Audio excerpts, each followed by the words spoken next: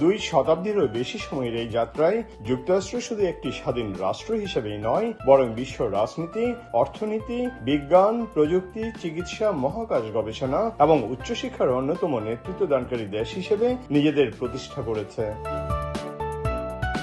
এবছর স্বাধীনতার 250 বছর উদযাপিত হয়েছে, তাই আনন্দ উদযাপনে যোগ হয়েছিল ভিন্ন এক মাত্রা।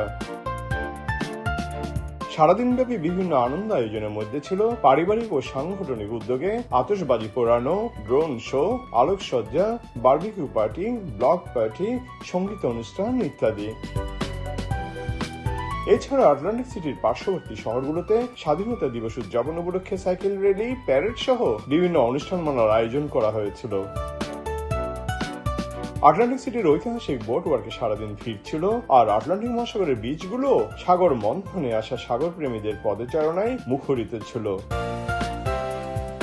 আটলান্টিক সিটির প্রাণভোমরা ক্যাসিনোগুলো এই উপলক্ষে বিভিন্ন আকর্ষণীয় অনুষ্ঠানের আয়োজন সহ নানা কর্মসূচি গ্রহণ করেছিল।